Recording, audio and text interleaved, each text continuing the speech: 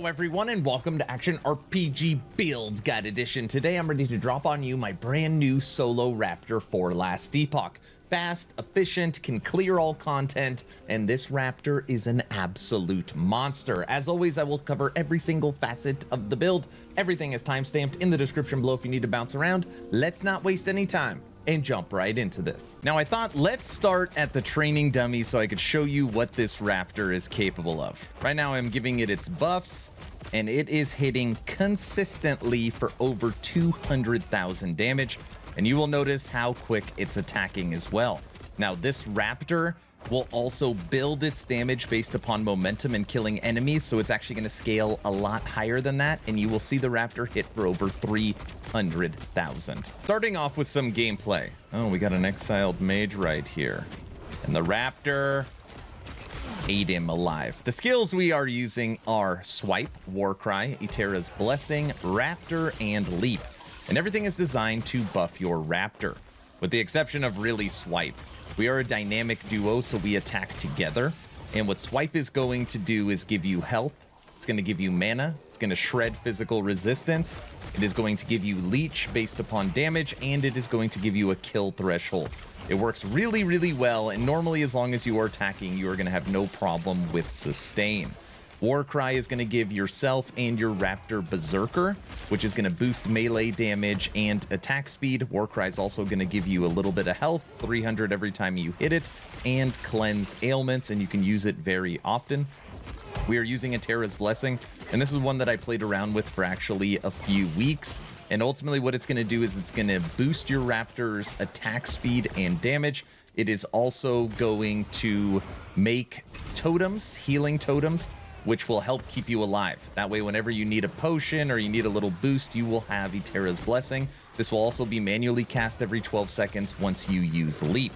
Now, Leap is going to boost your Raptor's damage. It's going to frenzy you and the Raptor, and it's going to cleanse ailments as well and give you stun immunity while leaping. And for Raptor, this is really important.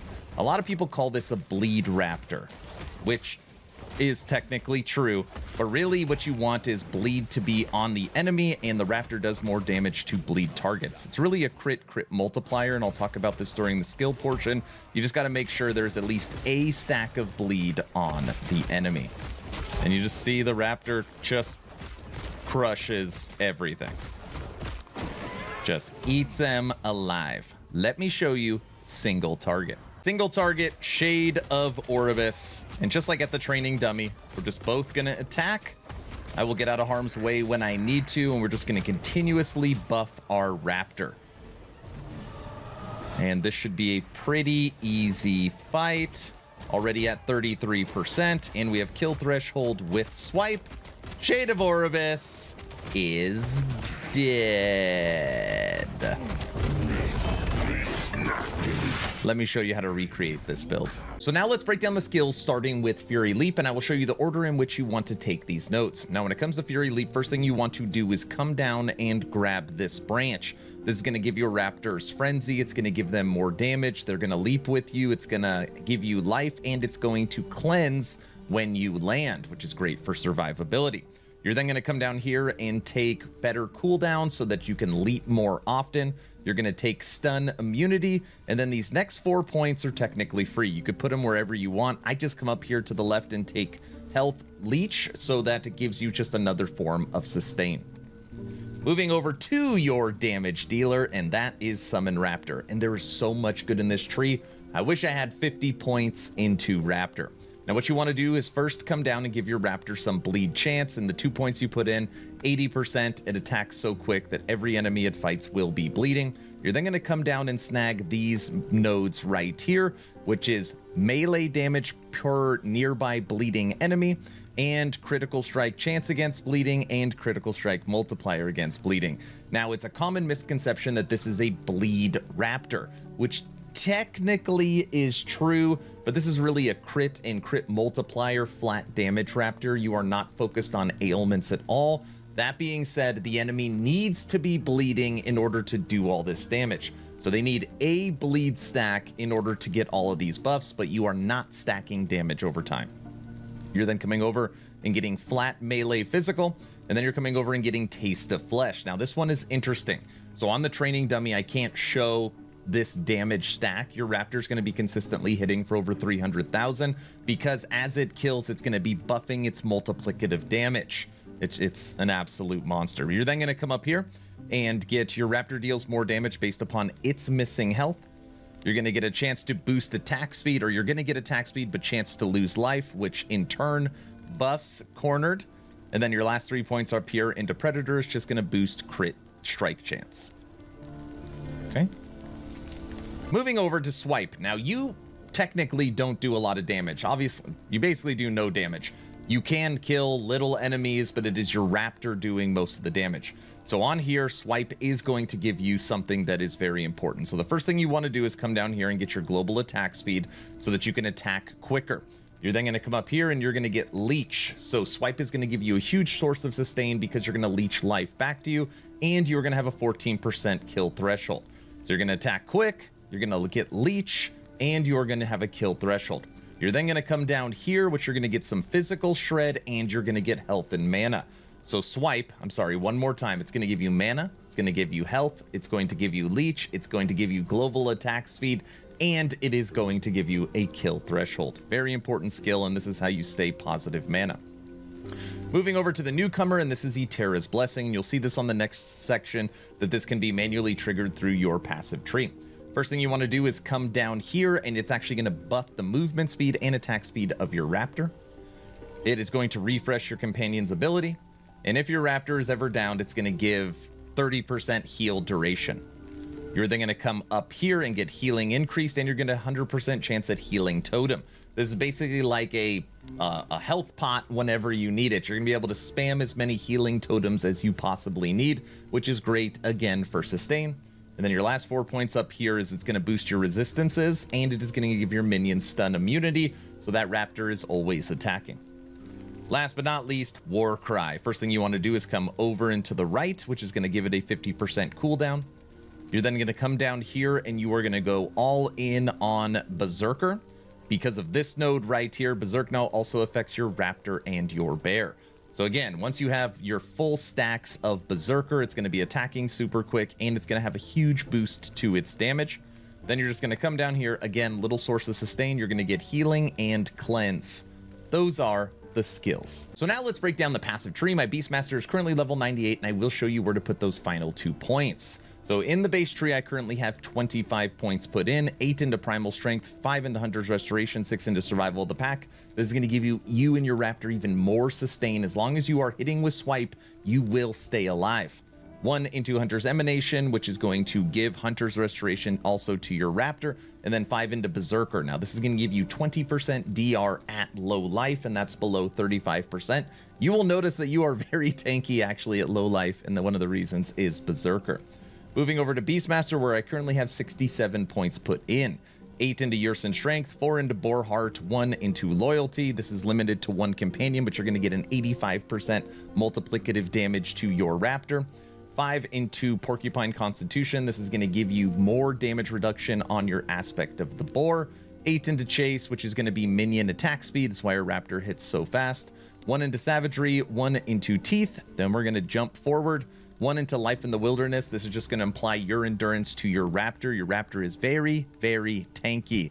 You then have 3 into Cry, 6 into Serrated Claws, which is going to give critical strike multiplier to your companion. Again, Natural Bond, this is going to limit you to 1 companion, but it's going to give more health and more multiplicative damage to your Raptor. 10 into Viper Fangs. This is melee attack speed 50%. 10 into Ancient Might. This is melee attack and strength for your Raptor. Jumping over to Druid, 5 into Plating. This is going to be endurance and armor for you and minion armor for your Raptor. Prowess, this is just going to give attribute points to strength and attunement. And then these 9 points right here, this is going to unlock Blossoming Garden. When you directly use a spell or movement skill, so when you use Fury Leap, you cast Eterras Blessing on a nearby minion or ally, prioritizing party members on low health, 12-second cooldown, which means when you leap, every 12 seconds, you will be casting Eterras Blessing on your Raptor. Again, you will be manually casting it as well, but it is a very, very nice quality of life while you're playing. Now, the last 2 points that I have, since right now I'm level 98, the last 2 will be going right back into Cry to boost the time that it lasts and the critical strike chance. Those are the passives. Moving over to Last Epoch tools, where we're going to break down the blessings, idols, and gear, starting with blessings. Now, for the most part, we are going into survivability. We're taking void resistance, physical resistance, lightning resistance, and by the way, if you're struggling with mana at any point, just switch out lightning resistance for mana, so you have that option. Crit avoidance, and then for some DPS to your Raptor, we are taking increased minion damage. So those are the main blessings you want to look for. Moving over to idols, mainly you are looking for life. So you're taking double life. And then on these 4 idols, the large nomad idols, you are looking for increased health percent. On top of that, you want to find minion melee damage. And just know that if you are struggling maxing out your crit avoidance, you can also put critical strike avoidance on these idols. Okay?